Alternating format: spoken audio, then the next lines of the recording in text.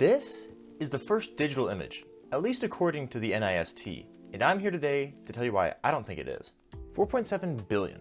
That's how many photos are taken per day, and it's estimated that over 12.4 trillion have been taken across history. And that got me curious. What was the first photo that we've ever taken that we have evidence of? Oh, here it is. This was taken in 1826 out of the bedroom window of the photographer, and here it is colorized later. And since basically all photos are digital, I wanted to know what was the first digital photo, and that's where it got interesting. So, like I said, I don't actually think this is the first digital image, even though the National Institute of Standards and Technology says that it is. And sure, it was revolutionary. It was the first scan of an analog photograph into a computer, which, is digital. I just don't think it was actually the first digital photo. So let's go back to 1880. This guy, Shelford Bidwell, had already been thinking about how to send a picture as pure information over a wire via an electronic signal. This was made possible by an electrical property of selenium and how it reacted when light was shined on it or not. Pretty cool stuff. But see, now we're talking, right? This has got to be the first digital photo. No, wrong. Wrong, we got to go back even further, all the way back to 1839. Now this image here, this is the first digital image, and it was printed on silk.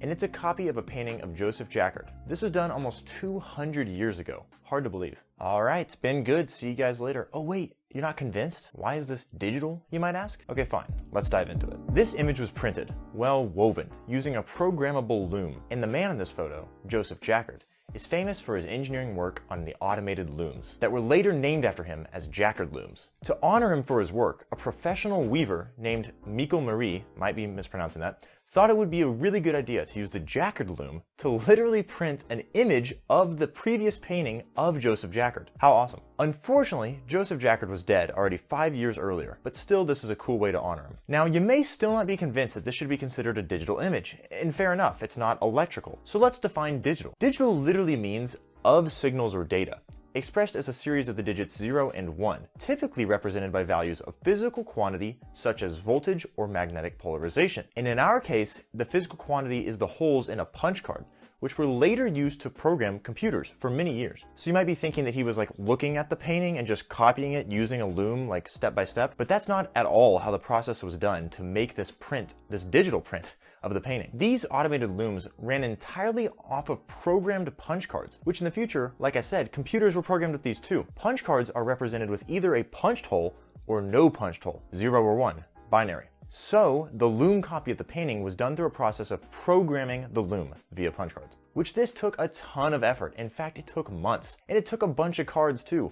24,000 punch cards to be exact, with greater than 1,000 hole slots on every card. That's crazy. Crazy like not being subscribed to a logical gate's crazy. So we can actually calculate how many bytes that would be, and that comes out to be 3 million bytes of data, or 3 megabytes. Which is interesting because that's actually reasonable for an image in the modern day. So I think it's kind of funny that the amount of cards it took almost 200 years ago to make this digital copy with a loom on silk, kind of coincidentally comes out to be about the same amount of bytes it takes to represent them in digital electronic binary in the modern day. The final image came out to be 55 by 34 centimeters, or about 2 foot by 1 foot big. And the print time, or weave time, was around 8 hours, since the loom worked at a rate of 2,800 pics per hour. Which, for fun, let's convert this to a clock rate, like a modern processor, which it's not a one-to-one comparison, but whatever, it's fun. That 2,800 pics per hour rate comes down to be 46.7 pics per minute, or 0.77 pics per second, aka less than 1 hertz. So your modern processors run at 1 to 5, 6 gigahertz. Yeah, we're talking less than 1 hertz, but we're talking 200 years ago on a digital silk loom print. Now, to be fair, I'm not trying to say the NIST is trying to cover up the true story of the original digital photo. And I'll admit that many people Googling the question are likely trying to find out what was the first photo stored on a computer. So their answer does satisfy the bulk case of this first digital photo, but the true answer is still worth discussing, or at least the answers that are debatably true. So like I said, the topic is at least debatable, and I think it's a little bit irresponsible by the NIST to not include even Shelford Bidwell's electronically transmitted and drawn image, let alone the Joseph Jacquard painting copy done by an automatic loom almost 200 years ago. Thanks for watching. Drop a like if you liked, and I'll see you guys at the next gate.